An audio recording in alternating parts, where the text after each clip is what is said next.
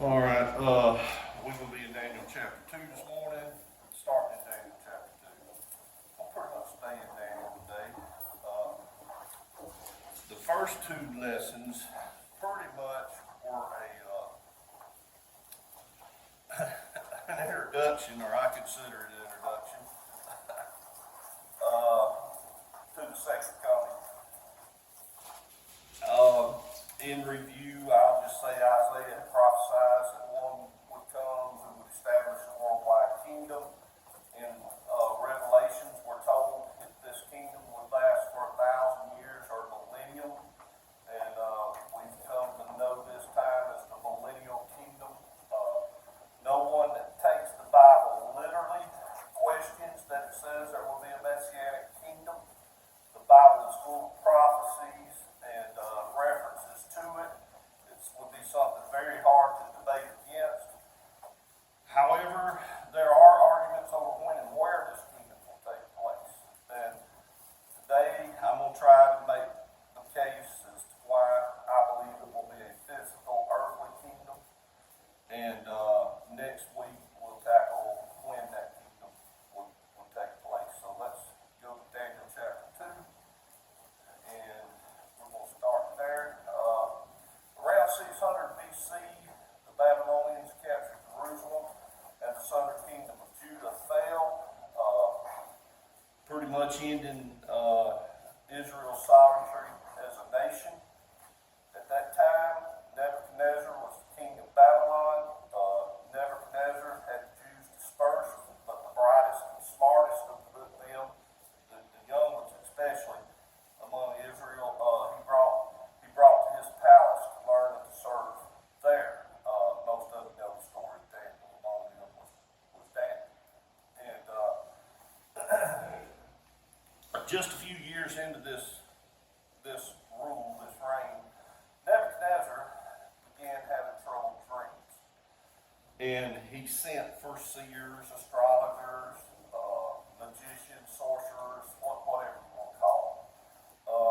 And he said to them, I have a dream, and my spirit is anxious to know the dream.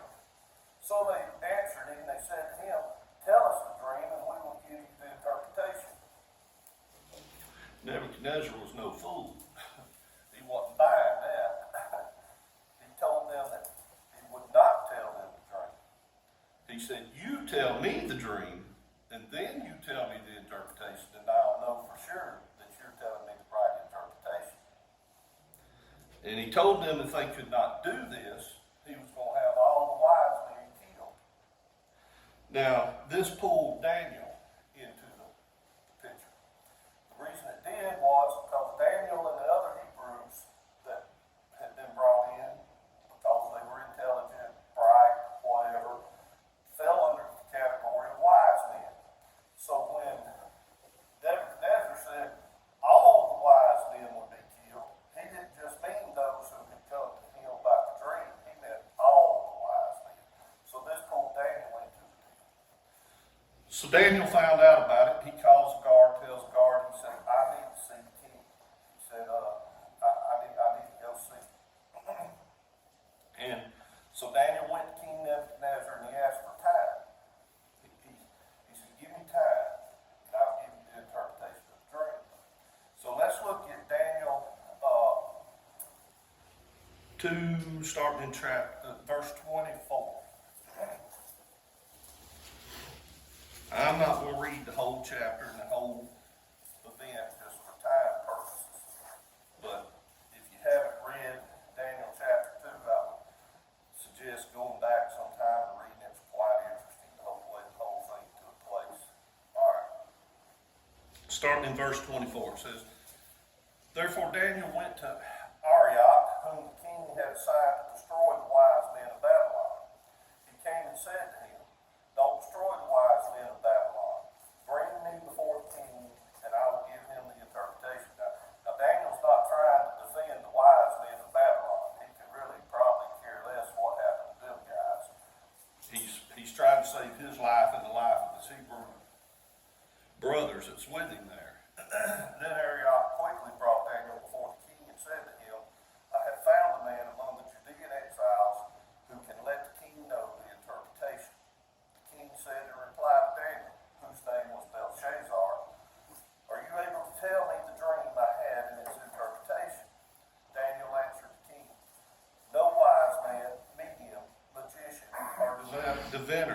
is able to make known to the king the mystery he has asked about. But there is a God in heaven who reveals mysteries, and he has let King Nebuchadnezzar know what will happen in the last days. Your dream and the visions came into your mind as you lay in bed. Let me read that again. Your dream and the vision that came into your mind as you lay in bed were these. Your Majesty, while you were in your bed, thoughts came to your mind about what will happen in the future.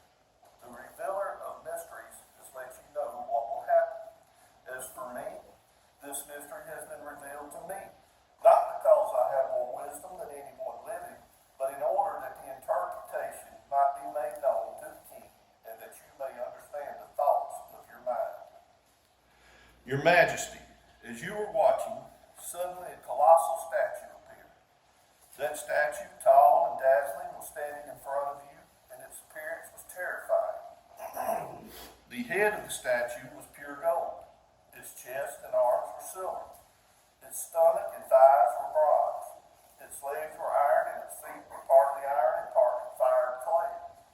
As you were watching, a stone broke off without a hand touching it, struck the statue on its feet of iron and fired clay, and crushed it. Then the iron, the fired clay, the bronze, the silver, and gold were shattered and became like chaff from the summer threshing floors. The wind carried them away, and not a trace of them could be found. But the stone that struck the statue became a great mountain and filled the whole earth. So God gave Daniel the dream, and Daniel told it to the king, just as the king had dreamed it himself. The dream was of a great statue made of different kinds of metals. The statue is struck by a great stone and is destroyed, and the stone becomes a mountain that fills the whole earth. Then Daniel gives the king the meaning of the dream, because that's what the king really wanted. This was the dream. Now we will tell the king its interpretation. Your Majesty, you are a king of kings. That's a reference to him being a world leader. He is a king over all the kings of the world. The Babylonian had basically a world empire at this time. The God of the heavens has given you sovereignty, power, strength, and glory. Wherever people live, or wild animals, or birds of the sky, he has handed them over to you and made you ruler over them all. You are the head of gold. After you, there will arise another kingdom, inferior to yours, and then another, a third kingdom of bronze, which will rule the whole earth. A fourth kingdom will be strong as iron, for iron crushes and it shatters everything like iron that smashes. It will crush and smash all the others. You saw the feet and toes, partly of potter's fired clay and partly of iron. It will be a divided kingdom, though some of the strength of iron will be in it. You saw the iron mixed with clay, and that the toes of the feet were partly iron and partly fired clay. Part of the kingdom will be strong, and part will be brittle. You saw the iron mixed with clay. The peoples will mix one with another, but will not hold together, just as iron does not mix with fired clay. In the days of those kings, the God of the heavens will set up a kingdom that will never be destroyed. And this kingdom will not be left to another people. It will crush all these kingdoms and bring them to an end, but will itself endure forever. You saw a stone break off from the mountain without a hand touching it, and it crushed the iron, bronze, fired clay, silver, and gold. The great God has told the king what will happen in the future. The dream is certain, and its interpretation reliable. And I love that last verse. Okay. Excuse me. It cleared up here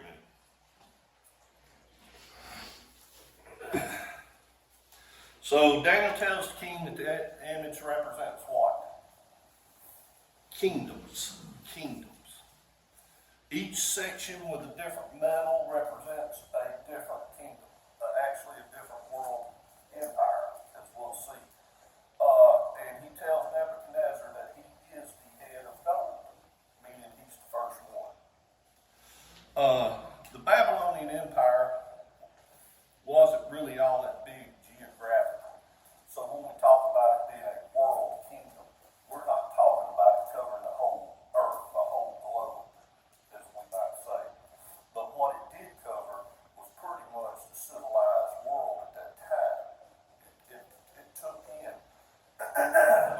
large section of civilized land.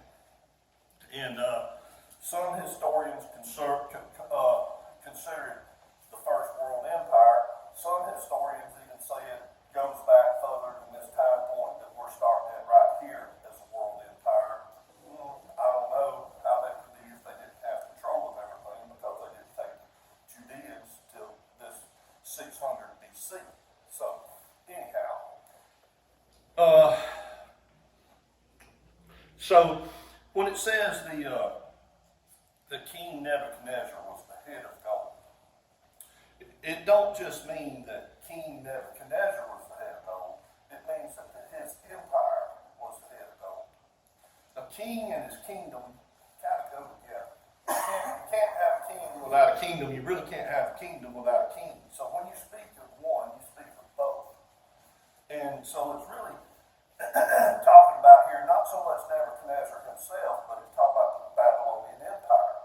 Now, Daniel tells Nebuchadnezzar that another kingdom will rise up and replace his. It's represented by chests and arms of silver. Now, it would be someone that would come in and take over the world empire as a new world empire, but basically over the same area. The Babylonians only lasted from 600 BC to about 680 BC, about 80 years, and it fell to the alliance of the Medes and the Persians. Now, the Medes were people who lived in what we would call modern-day Kurdistan, and the Persians would be Iran. And Kurdistan is just north of Iran. So they formed an alliance, and they defeated the Babylonians, and they represent this chest and arms of silver. Now, they did last a little longer than 80 years. They lasted for about 200 years, and they fell to the Greeks, who were led by Alexander the Great. The Greek Empire lasted about 130 years.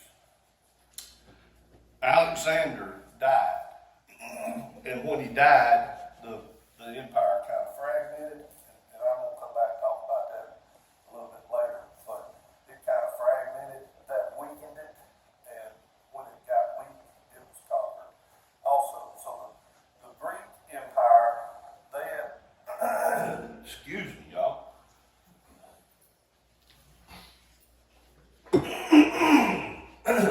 So the Greek Empire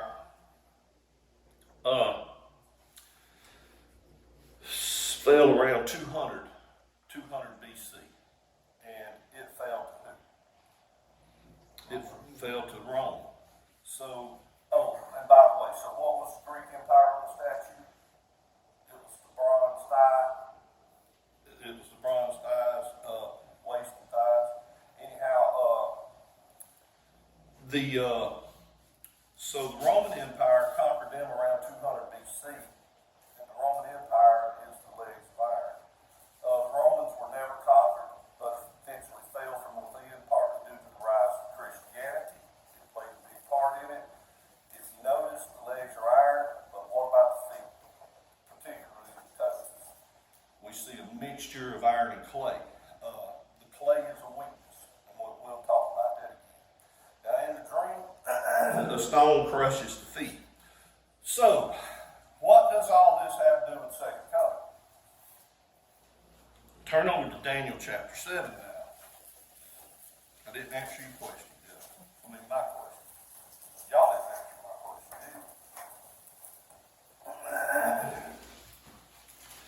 you? In Daniel chapter 7, we got another dream. This time it's Daniel's own dream. And we're going to answer the question what this has to do with the second coming when we get to look at this dream. But this dream that we're about to read about here is one of the most extraordinary prophecies in the Bible. This whole Daniel chapter. And let me say something. A lot of times when we start talking about studying the second coming of Christ, what do we think about? We're going to study what? The book of Revelations. I've touched on Revelations a little bit. it's going to be a couple of weeks before we get back to Revelations. Y'all, I want you to understand, there's a lot more to this second coming than just in the book of Revelations. As a matter of fact, in order to understand a lot of what's going on in Revelations, you have to understand what's going on in these other parts. I could not understand Revelations until I got a grip of Daniel. Daniel taught me Revelations. Revelations taught me how to study the rest of the Bible. People ask me how to study the Bible. You learn Daniel. Then you learn Revelation. Then you will understand the rest of the Bible. That's how it worked for me. And I stumbled on that. I really did. I didn't stumble on it. God gave it to me. And maybe it only works for me. The first class I ever taught as a Sunday school teacher was the second coming of Christ. That's diving in deep, isn't it?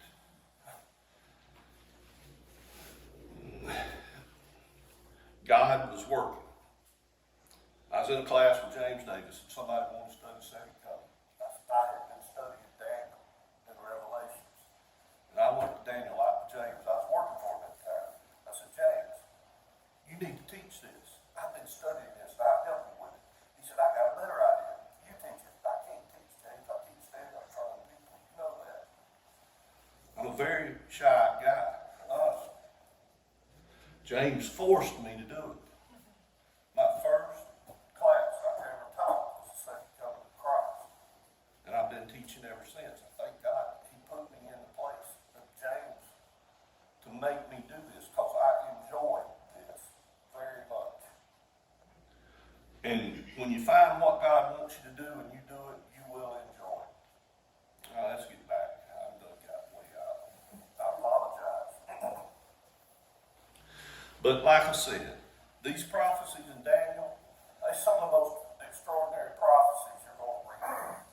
Now, here we're going to read about another prophecy. It's basically about the same thing. It's about these world empires. But it's got a little more detail than the prophecy did in Nebuchadnezzar's dream. In this dream, Daniel's going to see four beasts. Each beast represents a world empire, just like the different sections of the statue represented a different empire. His vision begins with a windy night and a troubled sea. Now, the reason I say that is because the fact that it began with a troubled sea is important to us. When you're reading the Bible and you come to something that's symbolic, you have to figure out what's it symbolizing. Well, here, the wind and the sea, the wind is symbolizing troubled times. And the sea is always in Scripture, when it's symbolic, usually applies to all the peoples of the earth as a great sea. So what we're seeing here is these beasts that we're about to look at come from a troubled world and come from the peoples of the world. So that's what we're looking at. These beasts rise from nations of peoples, and they become world empires. Now, I'm going to read the whole chapter in this case because it's just hard to leave anything out here. So I'm a slow reader, so it's going to be a little while. And we're going to start in verse 1 of chapter 7. In the first year of King Belshazzar of Babylon, Daniel had a dream with visions in his mind as he was lying in his bed. He wrote down the dream, and here is the summary of his account.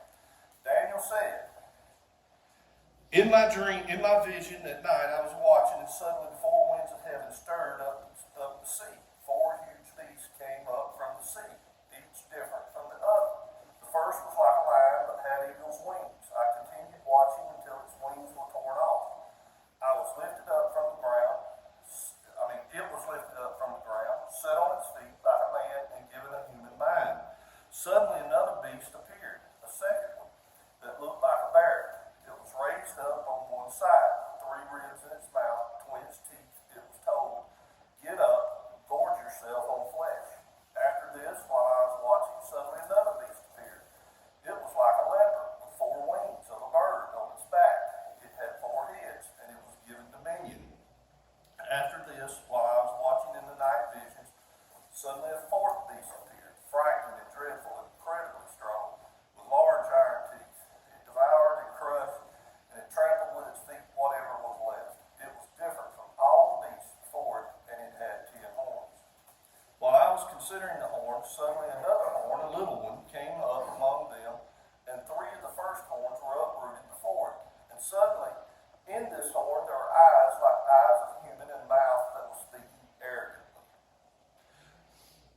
As I kept watching, thrones were set in place, and the Ancient of Days took his seat.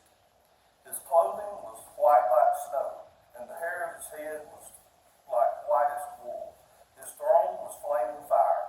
Its wheels were blazing fire. A river of fire was flowing, coming out from his presence. Thousands upon thousands served him. 10,000 times 10,000 stood before him. The court was convened, and the books were opened. I watched. Then, because of the sound of the arrogant words the horn was speaking, as I continued watching, the beast was killed, and its body destroyed and given over to the burning fire. As for the rest of the beasts, their dominion was removed, but an extension of life was granted to them for a certain period of time. I continued watching in the night visions, and suddenly one like a son of man was coming with the clouds of heaven. He approached the Ancient of Days and was escorted before him. He was given dominion and glory and a kingdom, so that those of every people, nation, and language should serve him. His dominion is an everlasting dominion that will not pass away, and his kingdom is one that will not be destroyed. As for me, Daniel, my spirit was deeply distressed within me, and the visions in my mind terrified me. I approached one of those who were standing by and asked him to clarify all this. So he let me know the interpretation of these things. These huge beasts, 4 in number, are 4 kings who will rise from the earth, but the holy ones of the Most High will receive the kingdom and possess it forever, yes, forever and ever. Then I wanted to be clear about the 4th beast, the one different from all the others, extremely terrifying, with iron teeth and bronze claws, devouring, crushing, and trampling with its feet whatever was left. I also wanted to know about the 10 horns on its head and about the other horn that came up before which 3 fell, the horn that had eyes and a mouth that spoke arrogant and that looked bigger than the other. As I was watching, his horn waged war against the holy ones and was prevailing over them until the Ancient of Days arrived and a judgment was given in favor of the holy ones of the Most High. For the time had come, and the holy ones took possession of the kingdom. This is what he said. The 4th beast will be a 4th kingdom on the earth, different from all the other kingdoms. It will devour the whole earth, trample it down, and crush it. The 10 horns are 10 kings who will rise from this kingdom. Another king, different from the previous ones, will rise after them and subdue 3 kings. He will speak words against the Most High and oppress the holy ones of the Most High. He will intend to change religious festivals and laws, and the holy ones will be handed over to him for a time, times, and a half time. But the court will convene, and his dominion will be taken away to be completely destroyed forever. The kingdom, dominion, and greatness of the kingdoms under all of heaven will be given to the people, the holy ones of the Most High. His kingdom will be an everlasting kingdom, and all rulers will serve and obey him. This is the end of the account. As for me, Daniel, my thoughts terrified me greatly, and my face turned pale, but I kept the matter to myself. As I said, this is one of the most extraordinary prophecies that you'll read in the Bible. There is a lot here. I'm not going to tackle it all. I'm going to give you a condensed overview of it, though, what's going on here. I may change my mind when they come back next week to dig deep into it. I don't know. We'll see. So in this dream, Daniel sees 4 beasts. Each beast represents a world empire. Now, obviously, this is going to be the same world empires that we looked at in the other prophecy. So the first beast is a lion with eagle's wings. Now, much like the United States, we often use the bald eagle as our symbol, right?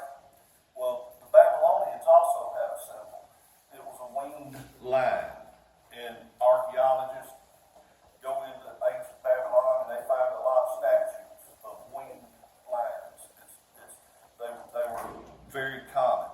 So the lion with eagle's wings is obviously the Babylonians. The next beast was a bear. The bear was lopsided. The Medo-Persians defeated the Babylonians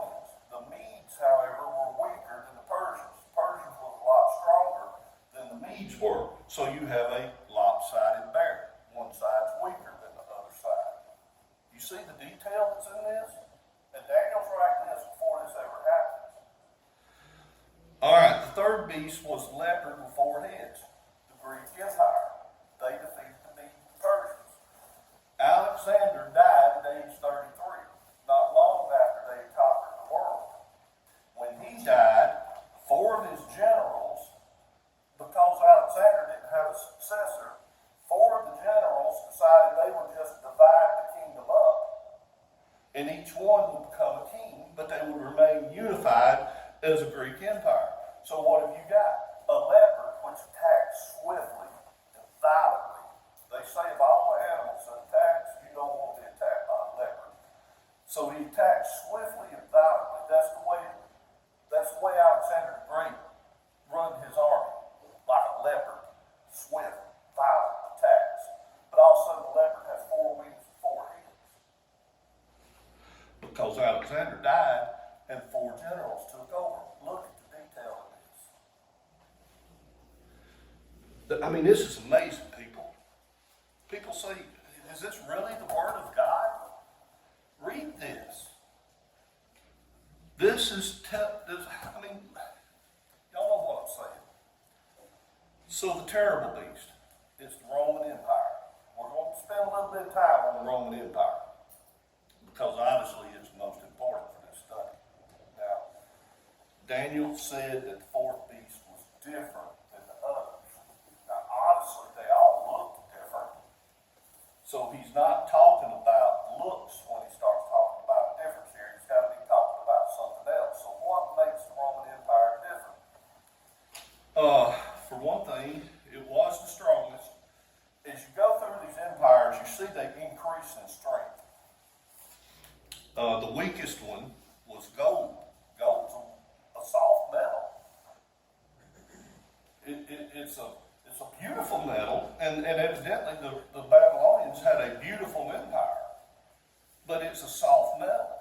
The metals increase in strength all the way down to the iron. So the Romans were the strongest, and they lasted the longest. And that makes them a little bit different, but that's not what Daniel's talking about when he says they were different. And also, remember, let's don't forget about those toes. Those toes are very important. What's the deal with the toes? The iron and the clay mixed together. That's very important. Now, how many toes are there? How many horns did the beast that Daniel seen have? 10. They're the same 10. 10 kings. 10 kingdoms.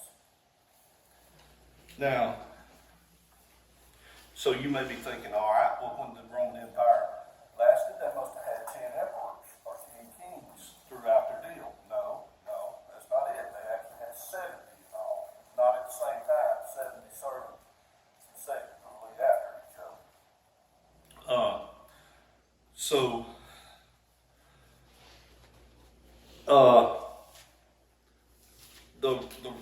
The Roman Empire never had a time when it had 10 kings or 10 emperors serving at the same time, is what I'm trying to tell you. That never happened.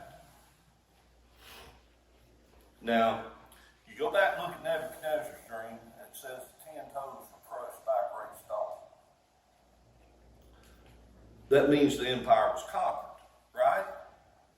Did that happen? How many of you historians in here? The Roman Empire was never conquered. The Roman Empire fell because of political discourse. It fell from within because of political turmoil. In Daniel's dream, he sees a little horn come up and pluck out 3 of the 10 horns. This horn had eyes like a man and a mouth. With a mouth that spoke arrogant or pompous words. This horn makes war against the saints, but the Ancient of Days makes judgment against the little horn and the terrible beast. Now,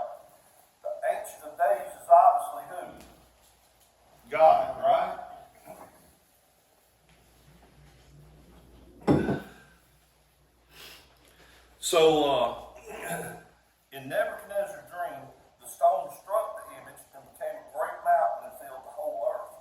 Now, this isn't talking about God himself. So what is the great stone that struck struck the statue and became a great mountain that covered the whole earth? It's another empire, a fifth world empire. But we've only had 4 world empires. But this fifth world empire, it's not going to just be another worldly empire. It's going to be God's empire on the earth. God's kingdom on the earth. That's what it's going to be. Now, has that happened yet? Hasn't happened yet.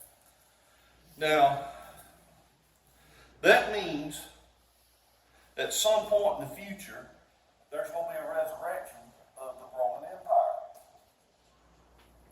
That's what makes the last beast different than the rest. Because he's going to have a resurrection. How's this possible? First off, I want you to remember how large the Roman Empire was. Let me say this before we get into this. Let me back up just a little bit and say this. So let's go back and think about our prophecies coming to Christ. Now, we read some of those prophecies in Isaiah about the coming of Christ, and we found out that they weren't talking about a single covenant, but they were talking about 2 different covenants, right? Okay, when we read this prophecy about the Roman Empire, we don't necessarily read about a single coming of a Roman Empire, but we read about 2 comings of a Roman Empire. The first one being the legs, the second one being the feet and the toes.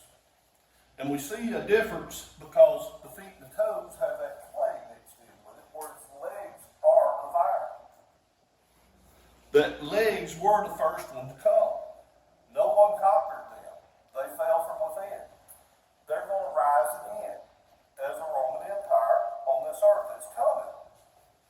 It's coming. Now,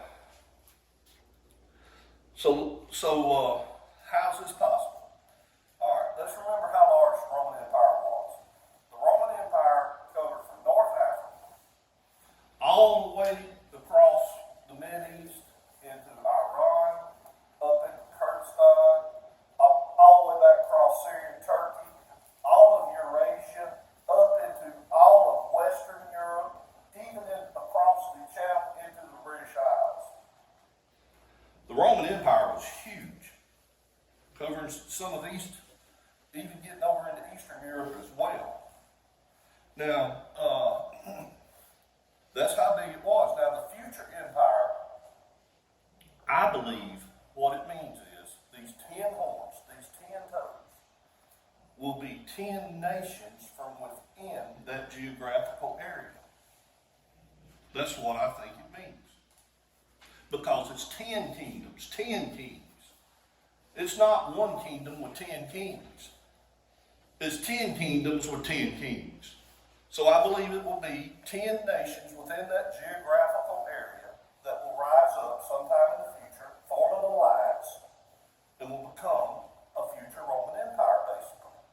They may not call themselves a Roman Empire, but they will be in that same geographical area. So to Daniel, it was a continuation. Now, are you familiar with the EU, the European Union? I hear a few out there. After World War II, Winston Churchill said that the path to European peace and prosperity was clear. We must build a United States of Europe. That set the ball rolling toward a new Europe. In 1951, Germany, France, and Italy signed the Treaty of Paris that formed a common market for coal and steel. That was the root of today's European Union. In 1957, they were joined by the Netherlands, Luxembourg, and Belgium by signing another treaty that created a European Economic Committee called the Common Market. Know where it was signed? In Rome. It's known as the Treaty of Rome.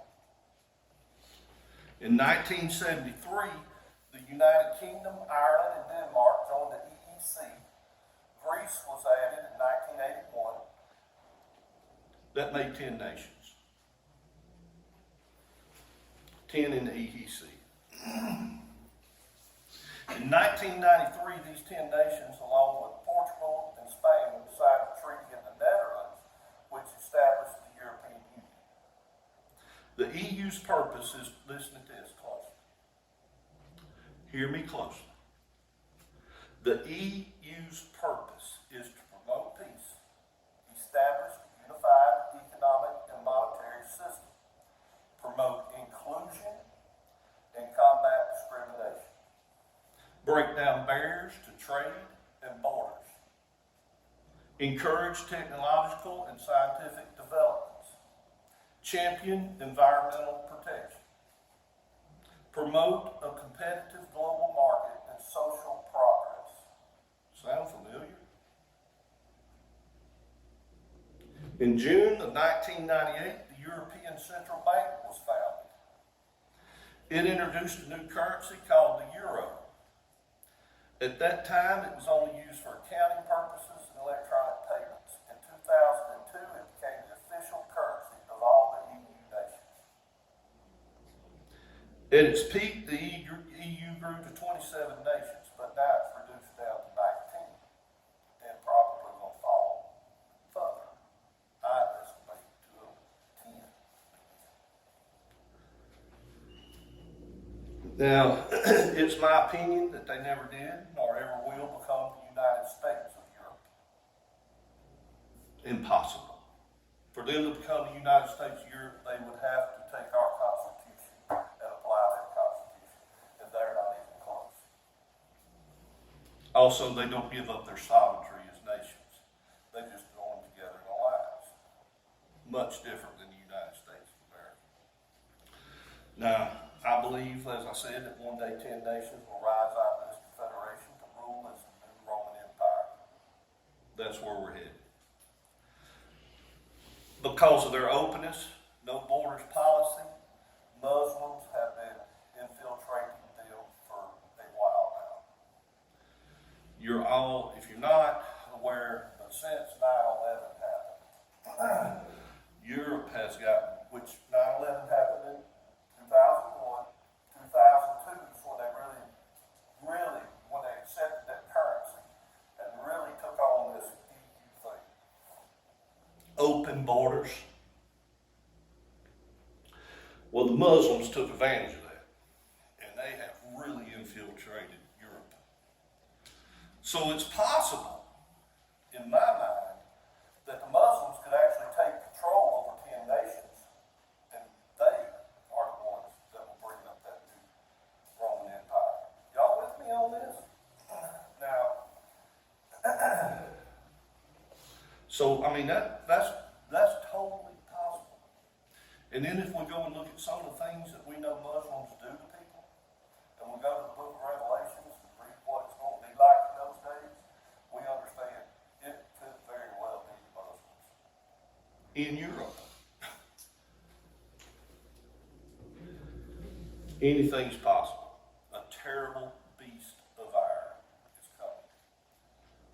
But those toes, partly of iron, partly of clay, those toes represent what looks like unity but isn't unity. Because they don't come together. There's weakness in that. Now,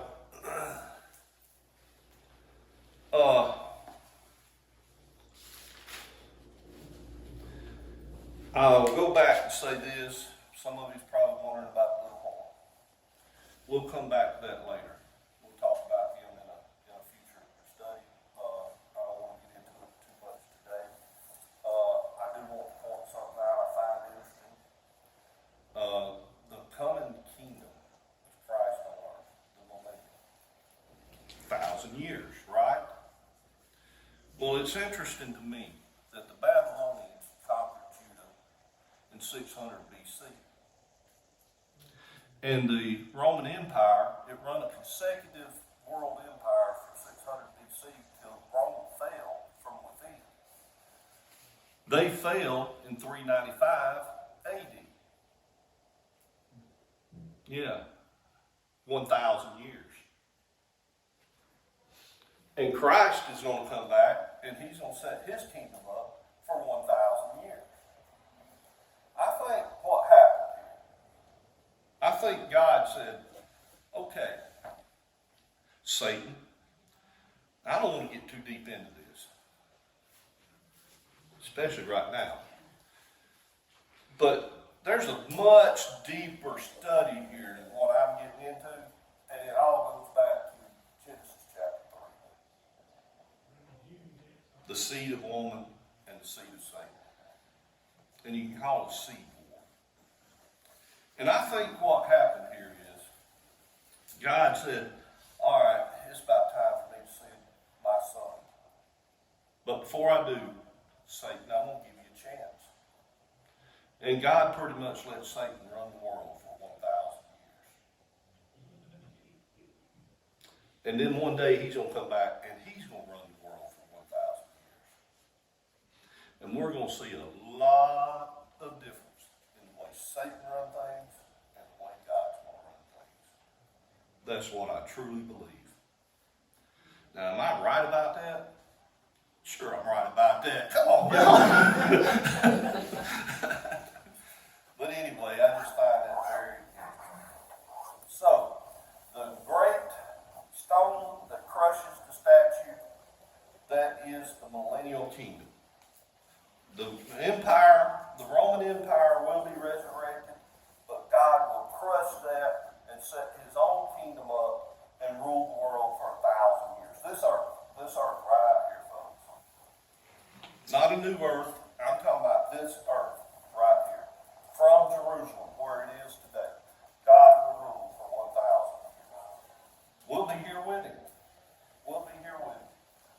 That won't be the end of it. No, that's why I'm making that point. That this earth does not end. They just say coming to Christ. And that kingdom, it says in there, continues forever. Well, that kingdom is like we talked about last week.